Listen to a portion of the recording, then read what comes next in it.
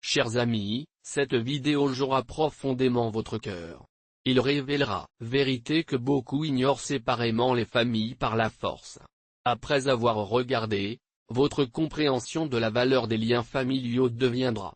Si vous appréciez Family Union, abonnez-vous à cette chaîne, laissez votre similaire et écrivez United Families dans les commentaires.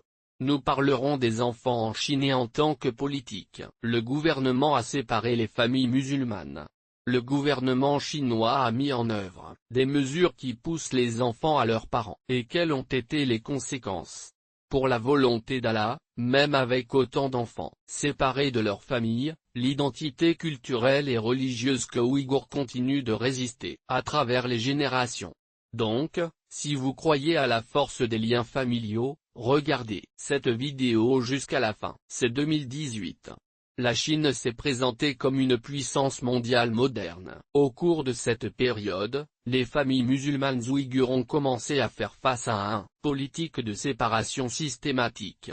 Les enfants ont été envoyés dans des internats lointains. Les parents ont été emmenés à la formation professionnelle dans des installations fermées. Les écoles en interne ont été construites à un rythme rapide, et ceux qui existaient étaient élargis pour recevoir de plus en plus d'enfants ouïghurs. Amis, avant 2017, la plupart des enfants ouïghurs ont grandi à la maison avec leur famille, apprenant traditions, langues et pratiques religieuses avec leurs parents et grands-parents. Pendant cette période, le gouvernement a lancé une campagne intense pour moderniser l'éducation au Xinjiang. En conséquence, des dizaines de milliers d'enfants ont été séparés de leurs parents et envoyés dans les écoles d'État.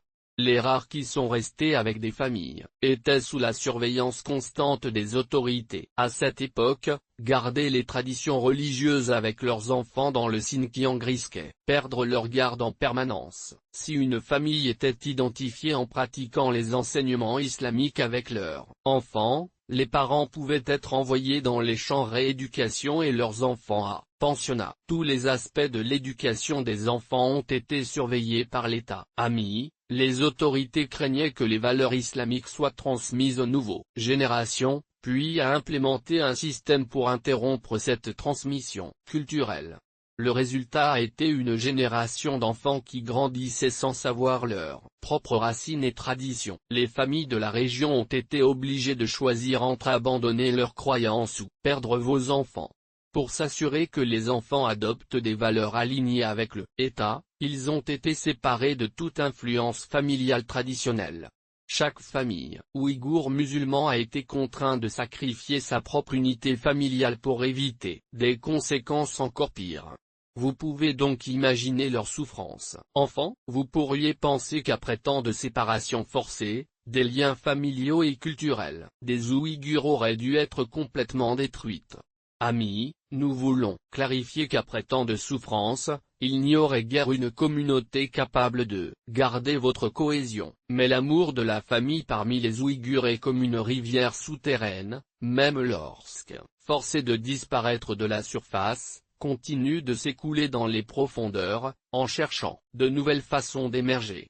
Ceci est un témoignage de la force de l'amour parental. Il y a des rapports d'enfants qui, même séparés depuis des années, se souviennent encore du prière que leurs parents leur ont appris. Ces rapports prouvent que le développement harmonieux des enfants il peut être réalisé en détruisant des liens familiaux, mais en les renforçant. La Chine a tenté de briser la transmission culturelle intergénérationnelle, mais le pouvoir des liens, l'amour familial persiste à travers l'adversité. Il y a encore des familles de diaspora dans des pays comme Turquie et Malaisie et États-Unis, où les mères et les pères cherchent désespérément à retrouver leurs enfants laissés en Chine.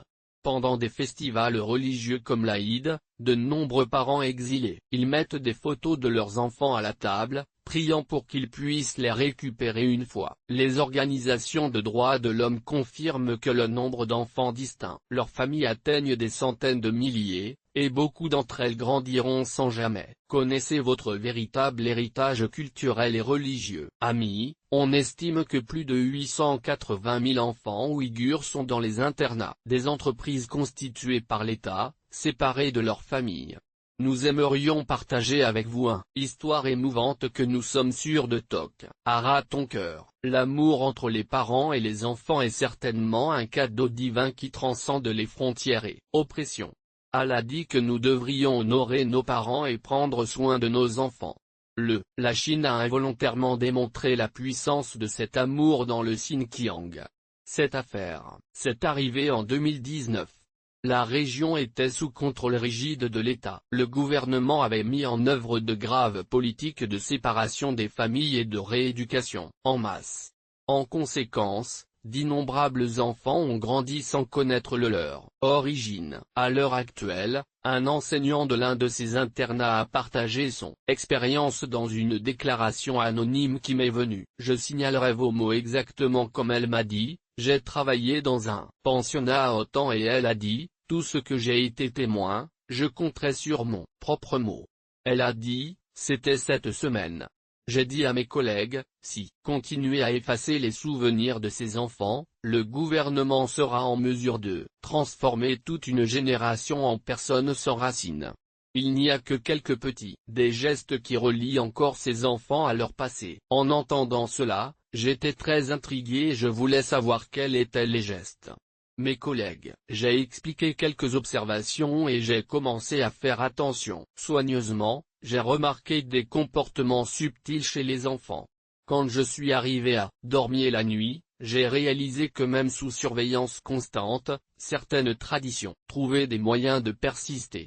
Après avoir parlé discrètement avec certains enfants, j'ai découvert un modèle surprenant. L'enseignant qui m'a dit que cela n'avait pas trouvé d'explication officielle du phénomène. J'ai approché l'un des enfants et j'ai demandé, « Petit, pourquoi tu es toujours autant sa main sur son visage avant de se coucher ?» L'enfant a hésité, mais a répondu doucement, « Ma mère m'a fait ça tous les soirs. » Elle a dit que c'était un moyen de demander à Allah qui m'a protégé pendant le sommeil. Pourquoi cet enfant a-t-il eu ce rituel? Quand j'ai observé plus attentivement, il y avait un environnement de solitude profonde. J'ai immédiatement remarqué d'autres comportements similaires, enfants qui gardaient de petites pierres sous l'oreiller, d'autres qui, ils ont chuchoté avant de manger.